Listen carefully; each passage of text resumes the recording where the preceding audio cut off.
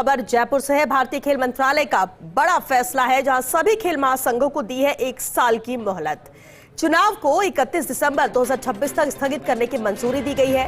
राष्ट्रीय खेल प्रशासन एनएसजी अधिनियम लागू करने का निर्देश है। वहीं सभी खेल महासंघों को नए कानून के तहत संविधान बदलना होगा। बदलाव के लिए खेल महासंघों को पर्याप्त समय दिया है मंत्रालय ने। तो अहम खबर है जयपुर से, जहां भारतीय खेल मंत्रालय का ये बड़ा फैसला है। सभी खेल महासंघों को 1 साल की मोहलत दी है। चुनाव को 31 दिसंबर 2026 तक स्थगित करने की मंजूरी दी गई है। राष्ट्रीय खेल प्रशासन अधिनियम लागू करने का भी निर्देश है। तो सभी खेल महासंघों को नए कानून के तहत अपना संविधान बदलना होगा और बदलाव के लिए खेल महासंघों को पर्याप्त समय दिया है मंत्रालय ने।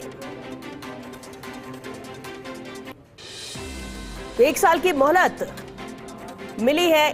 भारतीय खेल मंत्रालय का ये बड़ा फैसला है। खेल महासंघों को ये मोहलत दी गई है 1 साल की, यानी चुनाव को 31 दिसंबर 2026 तक स्थगित करने की मंजूरी मिली है।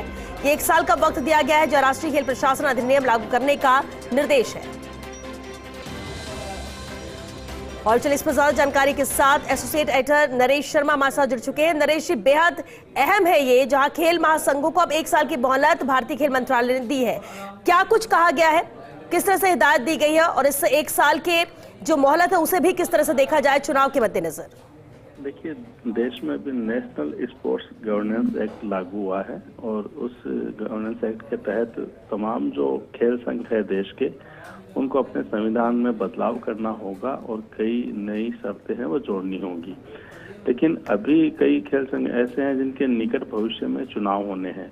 लेकिन अगर दूसरा पक्ष हम देखें तो अगर संविधान में बदलना है, कोई भी उसमें नया जो रूल है वो लाना है, तो उसमें एक समय लगता है, एक टाइम फ्रेम होता है, क्योंकि मीटिंग बुलानी होती है, सभी सदस्यों को सूचना देनी होती है, तो उसमें समय लगता है। तो ऐसे में जिन खेल संघों के चुनाव अभी कुछ ही महीनों में, दिनों में है, तो वो इस एक्ट के तहत अपने संविधान में बदलाव नहीं कर पाएंगे।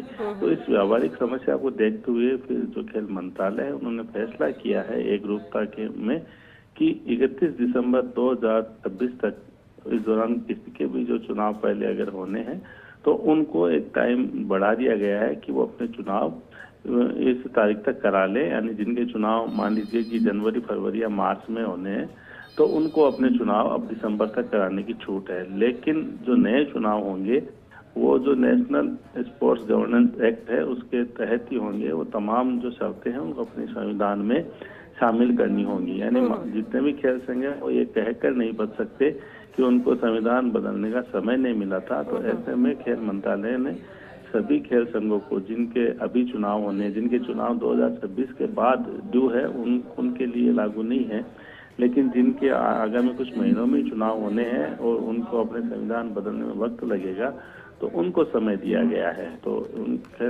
खेल मंत्रालय का यही मानना है कि तमाम जो खेल संघ है वो इस गवर्नेंस एक्ट के तहत अपने संविधान में बदलाव करे, ताकि देश में खेल महासंघों के संचालन में एकरूपता आ सके। चलिए, बहुत शुक्रिया नरेश इस पूरी जानकारी के लिए।